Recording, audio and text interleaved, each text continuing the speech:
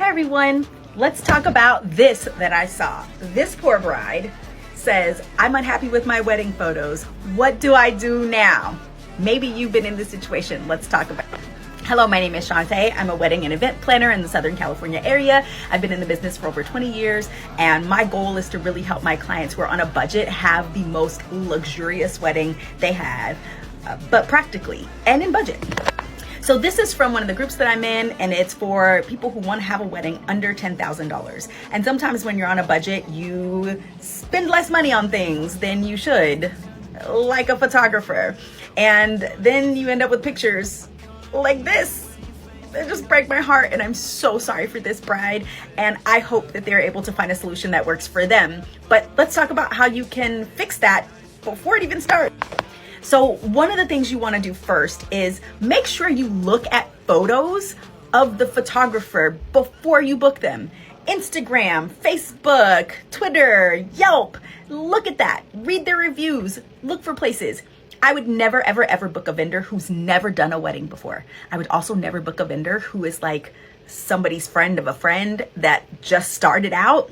Nope, not who I'm picking for my wedding, because I want good stuff. And even if they're a great budget deal, I am not spending the money on that. That's going to be disaster. Plus, if they're like a friend of a friend, they're going to want to hang out at the wedding and not actually work for you. So I want a vendor who is an expert in the business.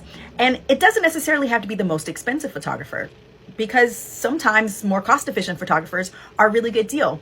They might be more cost-efficient because they're new in the business, but as long as you can see proof that they know how to do good work, you should take advantage of it. And pick somebody whose photo style you like, because not every photographer shoots the same way. So pick somebody that you like, but you don't have to spend a ton of money. The best way to make sure if this doesn't work, this doesn't happen, is to pick a photographer and pick a package that includes engagement photos in your wedding photo package. This is a good idea for both you and the photographer, because when they shoot your engagement photos, it gives you the chance to see what their shooting style is, and it gives them a chance to get feedback from you on what you like and what you don't like. It gives you a chance to get to know each other before the big day. And if they're absolutely terrible and this is what your engagement photos look like, that's a really good time to bail on the contract and get out and find a new photographer ASAP, because if your engagement photos look terrible, it's a good indication of what your wedding photos will look like. But if they're a good photographer, they'll take feedback on things that are important to you and make some adjustments so that they can be better for you on your wedding day. But here's my pro tip for you.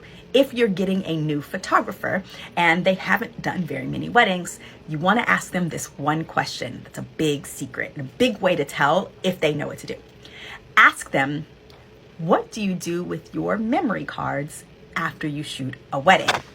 So why is this a big secret? Well, because an experienced photographer knows the moment they are done shooting your wedding, those memory cards come out of the camera. They keep cards separate from the equipment, because equipment can be stolen or broken or lost. And well, they have insurance to cover the replacement of those. What they don't have insurance to do is to reshoot all of your photos. So they keep the SD cards and memory cards in a separate place, and like usually in their pocket or on their person.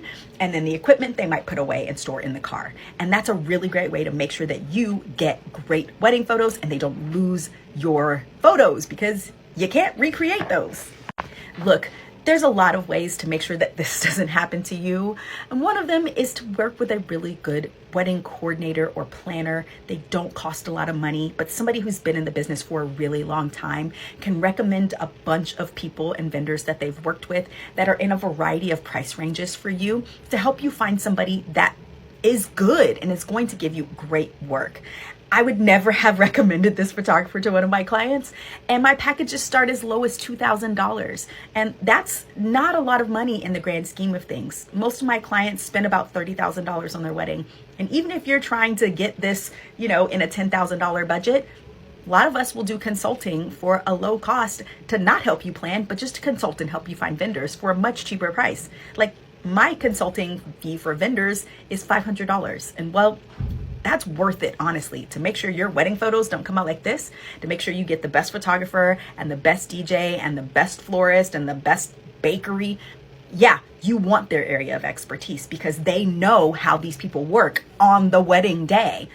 use the person who is an expert. So somebody like me and other planners, we often have packages that are like what I call an expert on call package, where it just means you get to reach out to us while you're planning your own wedding, and it helps you save money. So that way you don't end up with these photos.